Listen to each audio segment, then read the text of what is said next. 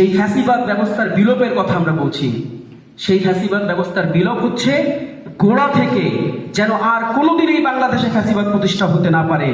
যে সমস্ত সাংবিধানিক প্রতিষ্ঠান দিয়ে এই ফ্যাসিবাদ তৈরি হয়েছে, যে সমস্ত সংবিধানের ফাঁকফোকর দিয়ে এই ফ্যাসিবাদ তৈরি হয়েছে, সেই ৭২-এর সংবিধান আমরা দেখেছি, সেই ৭৫-এর বাকশাল আমরা দেখেছি, সেই ৮৫-র স্বৈরশাসক আমরা দেখেছি, সেই ৯৫-এর নির্বাচন আমরা দেখেছি, সেই হাসিনার ১৬ বছর আমরা দেখেছি। বারবার করে যে সংবিধান ফ্যাসিবাদ তৈরি করে, সেই সংবিধান বিলোপের কথা আমরা বলতে এসেছি আপনাদের কাছে। সেই সংবিধান যদি আমরা বিলোপ করতে না পারি, সেই সংবিধানকে যদি আমরা ছুঁড়ে ফেলে দিতে না পারি, সেই সংবিধান আবার নতুন করে ফ্যাসিবাদ জন্ম দিবে। সেই সংবিধান আবার নতুন করে আমাদের ভ্যাট ট্যাক্সের টাকায় আমাদের উপর গুলি ছুড়তে বাধ্য করবে। সেই সংবিধান আবার নতুন করে আমাদের এই ছাত্র জনতার বিরুদ্ধে পুলিশকে লেলিয়ে দিবে, বিপ্লব বাহিনীকে লেলিয়ে দিবে, নতুন কোনো ছাত্র সংগঠনকে লেলিয়ে দিবে।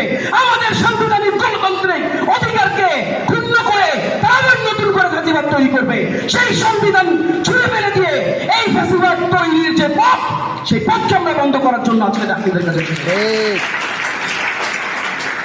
আবু সাইদ মুগ্ধের যে স্বপ্ন ছিল, অসংখ্য শহীদ, অসংখ্য শহীদের মায়েরা, অসংখ্য শহীদের বাবাদের যে স্বপ্ন ছিল, সেই স্বপ্ন ছিল স্বাধীন বাংলাদেশের স্বপ্ন।